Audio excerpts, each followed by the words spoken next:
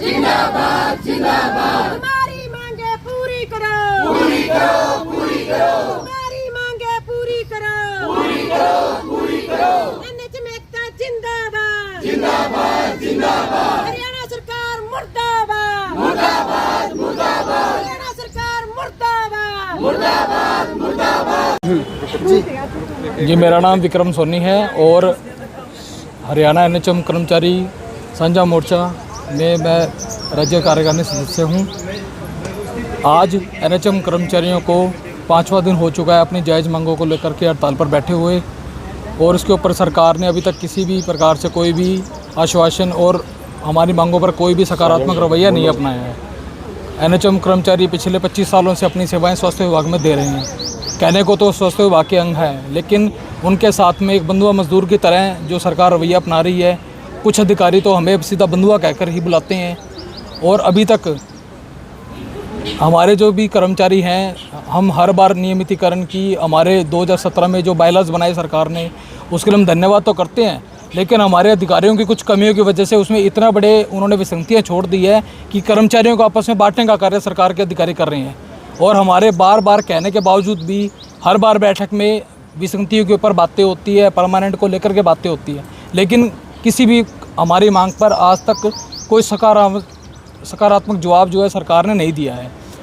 हमने सरकार को बहुत बार हमारी जितनी भी मांगे हैं, चाहे वो कैशलेस मेडिकल सुविधा प्रदान करने की है। अब कहने को तो आम जनता भी ये समझती है कि एनएचएम कर्मचारी स्वास्थ्य विभाग में सेवाएं देते हैं, लेकिन यदि आज हमारे किसी भी साथी के साथ में, चाहे हमारे ईएमटी ड्राइवर हैं जो अपनी जान को हथेली पर रखकर ड्यूटी करते हैं, अगर कोई मिस हैपनिंग हो जाती है तो सरकार की तरफ से 1 रुपये का भी हमें जो है स्वास्थ्य का लाभ नहीं मिलता है।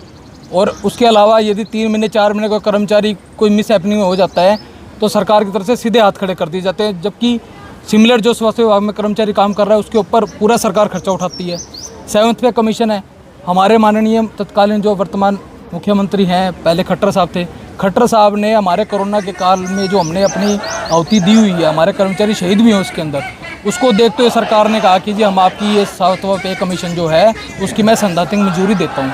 लेकिन अधिकारियों की जो हठकर्मता है उसको देखें कि आज भी वो मुख्यमंत्री की घोषणा होने के बावजूद भी उसके लागू नहीं कर रहे हैं। और हमारे नियमितीकरण की मांग को हम जब से लगे हैं तब से नियमितीकरण की मांग को कर रहे हैं। 2016 में भी 2 बार सरकार ने प्रस्ताव बनाए, कोई उसके ऊपर काम नहीं किया। अभी भी हमने जो रिसेंट 7 तारीख को हमने सरकार का घेराव किया, उसमें सरकार ने कहा कि जी आप एक पूरा ड्राफ्ट सबमिट कीजिए, वो भी हमने सबमिट कर दिया है।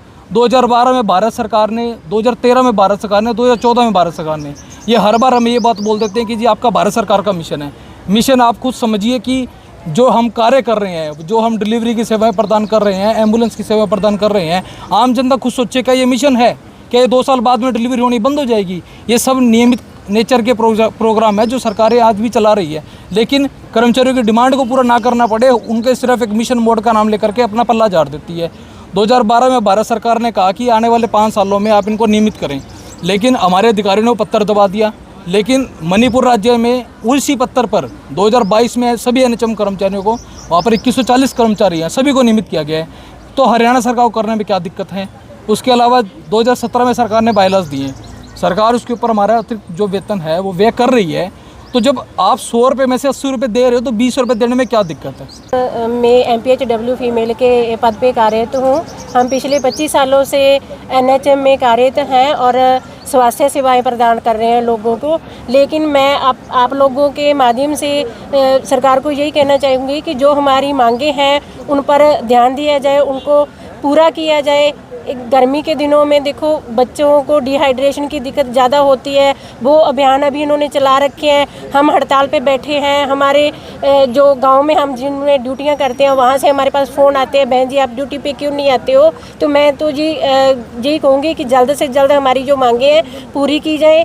और अब मीडिया के साथियों से मेरी यही गुजारिश है कि कल को हम सुन रहे हैं कि CM साहब सिरसा में आ रहे हैं, तो प्लीज़ हमारे भी आप लोग भी हमारे इस मुद्दे की ये जो बात है आप उनसे प्लीज़ शेयर कीजिए और हमारी मांगे पूरी करवाइए प्लीज़। मैम अगर आपकी मांगे पूरी नहीं होती तो आगे का आपका क्या स्टेप रहेगा? अगर हमारी मांगे नहीं पूरी होती तो जो जैसे हमारी जो स्टेट कमेटी है जो भी डिसीजन लेती है हम उनके साथ हैं, और जैसा वो कहेंगे अगर आंदोलन तेज़ करना चाहेंगे तो हम आंदोलन तेज़ भी करेंगे, नहीं तो हम निश्चित कालीन हड़ताल पे बैठे हुए हैं। जो स्वास्थ्य सेवाएं बाधित हो रही है, बेशक होती रहे, जैसे टीकाकरण है, गर्भवती महिलाएं हैं बार बार चक्कर काट रही हैं सेंटरों पे, उनको सेवाएं नहीं मिल रही। वैसे तो कहने को इनकी योजनाएं बहुत है कि हाई रिस्क प्रेगनेंसीज में जो ANC आती है उनका डेली का चेकअप करना है, ये करना है, वो करना है, लेकिन अब उनका ये योजनाएं फेल होती नज़र आ रही हैं हमें।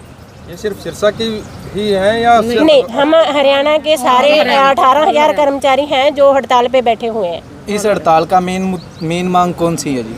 हमारी मेन मांग तो यही है कि हम 25 सालों से कच्चे कर्मचारी का जो दब्बा है वो मिटाना चाहते हैं। हम नियमितीकरण मांग रहे हैं। मैडम कल मुख्यमंत्री आ रहे हैं भूमिका डेरा में, तो उसका भी आपको कोई है? हाँ, मुख्यमंत्री आके तो देखिए सर, ऐसे है, मुख्यमंत्री जी से हमें ऐसे तो कोई नहीं मिलने देता, आप लोगों के भी पता है, कोई नज़दीक भी नहीं जाने देता। लेकिन हम आप लोगों से गुजारिश करते हैं, मीडिया से गुजारिश करते हैं कि आप हमारी मांग उनके सामने रखें प्लीज़।